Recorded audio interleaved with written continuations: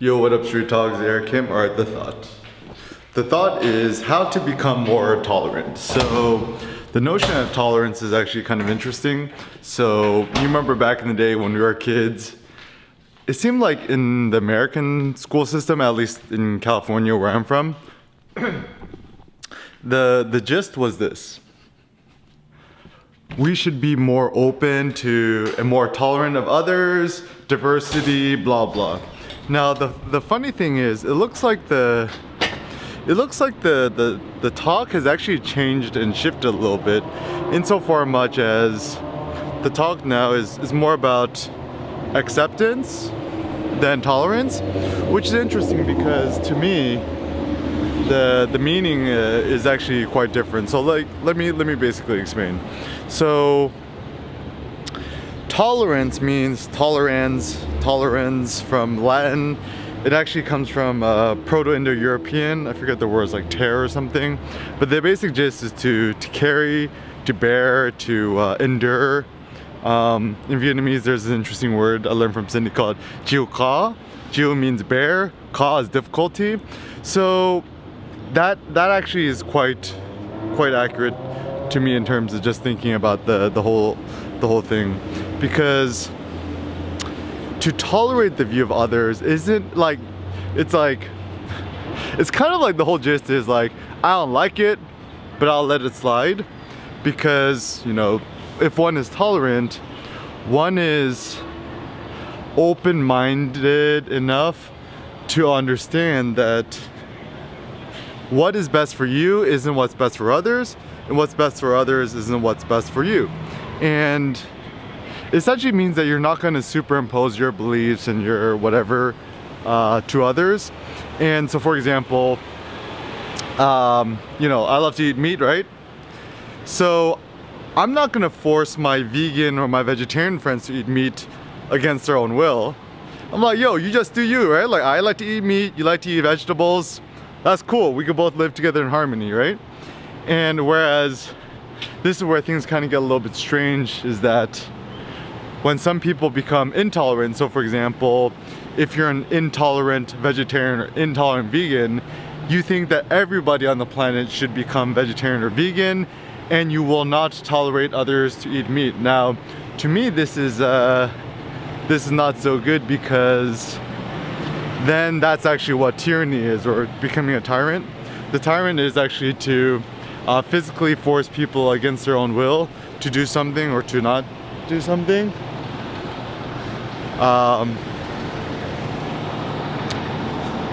And yeah, so the basic gist is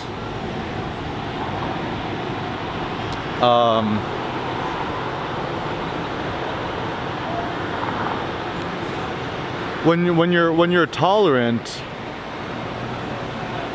you're open-minded that to other people's way of living and stuff like that. And actually the whole like diversity statement should be kind of about that, where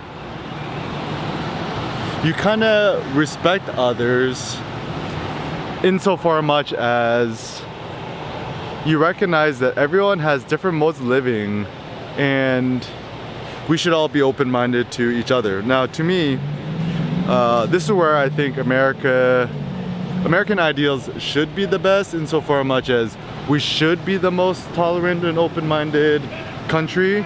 But I think in actuality, this is where I don't like where America's going right now, is that it's becoming profoundly intolerant towards everybody. So for example, like, you know, you got the PC police, right? Oftentimes people want to nitpick.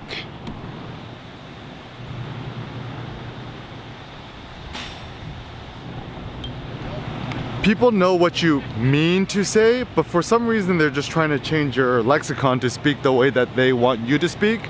And I'm like, yo, that's you know, like, certainly I don't want to trample on nobody else's feet, but like a lot of times when people start to nitpick you for saying or doing this, but then they very much know what you meant to say, to me that's just people just being kind of like a little bit petty and being silly. But anyways, so what are we to do about this? So to become more tolerant, just some basic thoughts. spend more time just like kind of like listening to people. And it's funny, there's a difference between listening and obeying. To listen to somebody else is to just kind of give them the chance to voice their opinions, whereas obeying them is to do as they say, right? So for example, you know, I am personally not for veganism. I'm in praise for a more carnivorous diet, so I just eat a lot of meat.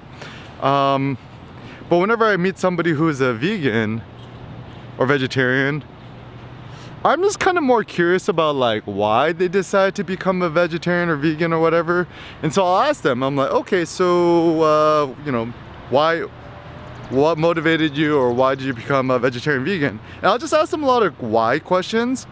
And I'm not gonna be like, yo, veganism, vegetarianism is stupid, meat rules, bro. I'm like, that line of thinking is not very effective. And also what I'm starting to realize too, at least with the whole vegetarian veganism diet thing, is that I'm not that actually interested in changing other people's dietary, exercise, lifestyle habits. I'm like, why do I care, right? It's like, everyone should be allowed to live however they want to live. But often what I try to do is I try to expose other people to ideas which have helped me personally in the past, in the hope that it might help others. Now, it's not always guaranteed that what's been beneficial to me is going to help others, but at least I like to try to expose people to new ideas, because I mean, you know, I like to think I'm a good person. I like to think that I have good ideas and I want to help empower others. So that's why I do it. But once again, the whole take it or leave it notion is actually quite good, or just giving your 2 cents. So, and actually, I found that if your true intention is actually to change people, it's not to tell people, do this, do that, don't do this, don't do that. It just explain to people what you do and why you do what you do. And actually, like, kind of more the Socratic method too, is that like, if you're going to talk to other people about their lifestyle habits, whatever, just keep asking them why. And if you find a huge logical fallacy in their argument, just keep asking them why they believe in that, and then, you know, offer up certain suggestions which could contradict their position.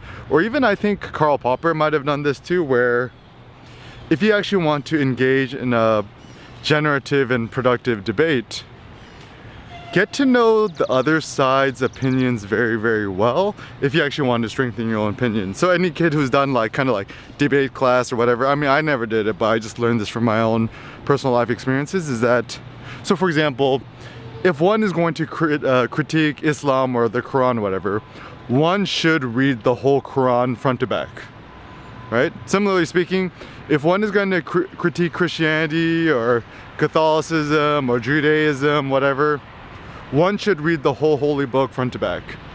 Or, you know, like, you know, if you really, really want to be into politics, right? Bro, you gotta listen to both sides. You gotta listen to the liberals, conservative, Democrats, Republicans. You know, if you're always on NPR and CNN or New York Times, spend equally as much time on, like, you know, Fox News and the, you know, other right-wing things. And then also it's kind of useful to read some of the conspiracy theory websites. One website that I like is zerohedge.com, zerohedge.com. It's some pretty lively thoughts and commentary. Because when people become too one-sided, I think Nietzsche called it hemiphilia or something. Hemi like one side, right? Like hemisphere. Phagilia or paralysis. So it's like become, you know, there's some people like half their face is paralyzed and the other half isn't. So essentially what's happening is half of our perspective or our views is becoming paralyzed and the other half isn't. So what happens when you become too paralyzed in one view? Hemiphilia, or I'm gonna have to Wiktionary this word later. Anyways, so you don't want half of your face to be paralyzed, or half your perspective to be paralyzed, or half your brain. I mean, like, there's a reason why we got, you know, two sides of the brain. And, you know, the whole creative side of the brain, you know, non-creative side of the brain is total nonsense. It's kind of like this strange pseudoscience, but basically the gist is one should be open-minded to all perspectives, from this side to that side and everything in between.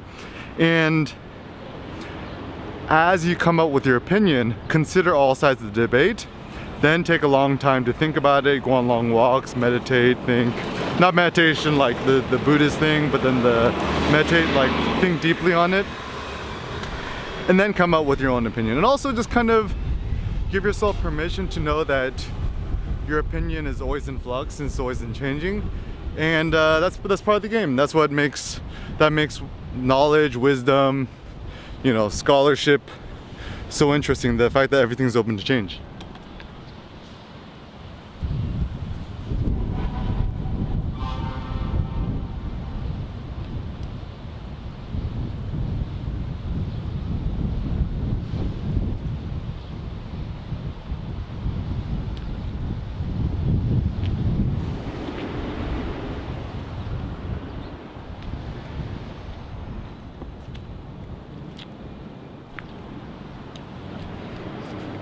So why is it useful to be tolerant to other people's views and perspectives? It's because, for me, there is no ultimate right or wrong. There's no ultimate truth or falsity. Even thinking about truth is kind of not a good way to think, because thinking about there's no ultimate truth. And even like, I mean, okay, insofar much as practical purposes, right? So the only things we should really trust is probably like hard math and hard science, physics. But beyond that, anything with sociology, politics, humans, philosophy, it's all subjective, right? And even when you talk about facts, right?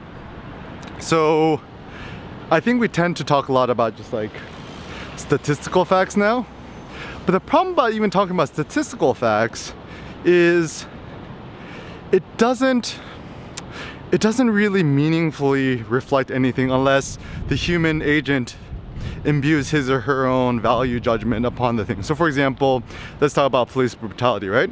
So in America, I think about 60% of the population is Caucasian, 15% is African American, maybe like, I don't know, 5%, less than 5% is Asian American. And so they're doing this whole like thing on the, you know, police brutality, right? So I think so this is where things get tricky, right? So statistically, per head, per body, more Caucasian men are killed by police every year than African American men. Just pure numbers, right? So pure heads, like heads in a bucket, right? However, I believe proportionally, I actually might be wrong on this too, by the way, but last time I checked, I think proportionally African American men get killed more to compare the overall population size than Caucasian men. Now once again, I don't know if this is 100% true, but last time I checked, I think that's what it was. So then this is a tricky thing, is that whenever you read the news or the media or statistics, and then actually the best thing I learned about studying sociology in school was one should be highly sus of statistics, because statistics are numbers which could get gamed in any sort of way. And this is one thing I learned from Cindy. The basic notion of statistics actually comes from the state, you know, S-T-A-T-E, like, you know, state house. So what that means is statistics were invented by the state, you know, the government, to sort of like quantify the progress, or to propagate propaganda and get the citizens to think X, Y, and Z. Now, so there's no ultimate truth to statistics, and statistics will always be biased, because once again, you could game it however you want, right? So, you know, it's kind of a mouthful for a news headline to say, statistically speaking, per capita proportional to the US population, African Americans are killed more by police than Caucasian men. And then it's just easier to say, you know, whatever short headline you want to put in. And the problem is, most news reporters, they're either not intelligent enough or they don't have enough time or constraints, whatever, is that most news reporters and news media, they're not going to want to add the nuance to the argument, because once you add the nuance, it becomes less juicy and it also becomes less sensational. And the more sensational things are, the more clicks you get, the more ad revenue you accumulate, the more page views you get. And so once again, this becomes like kind of a bad system, because it prioritizes maximizing page views and ad revenue and clicks and CPMs, whatever, rather than, you know, trying to approach a more truthful approach. Now, and also the problem too is that, you know, I think there's actually a big class issue in America. I mean, there always has, but I'm starting to realize this more and more. But people tend to think if you voted for Trump, you're some sort of like backwards, hillbilly, backwater individual who's stupid and doesn't know what's best for him or herself. Now, this is the thing, is like, if you truly want to be tolerant, if someone decided to vote for Trump, you know, I don't like it and I don't agree with it. I personally didn't vote for him. I voted Hillary, and I initially voted Bernie, right? But that's just my personal belief, right? And then if other people vote contrary to what I believe in, I should be tolerant and open-minded to them too.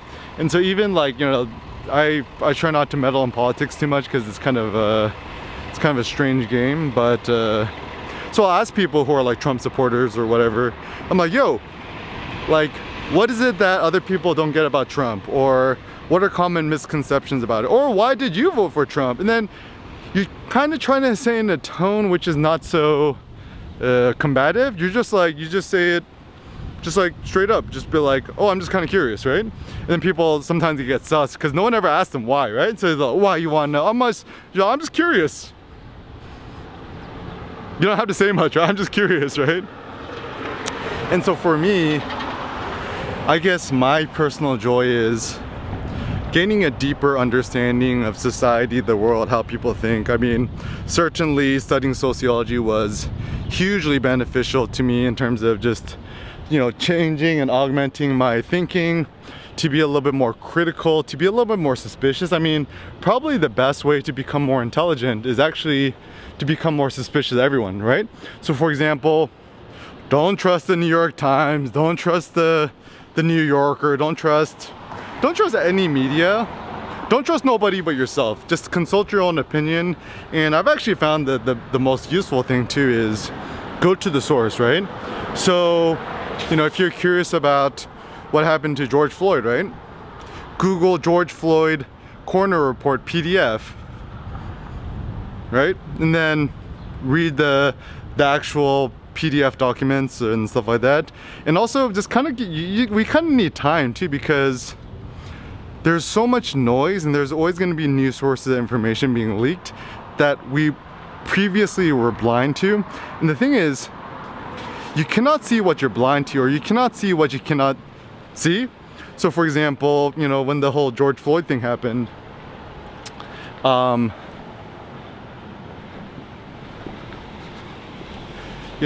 there's constantly new news being leaked about stuff, and then the story always changes, right? Because like for example, apparently Derek Chauvin and Floyd both worked at the same nightclub as bouncers. So once again, this is a problem. We cannot know for certain anything. Like, do they know each other? Do they have a personal spat? Do they not? And nobody knows. Derek Chauvin might know, but even he might be lying, or he might not know. I mean, who knows? So skepticism is good.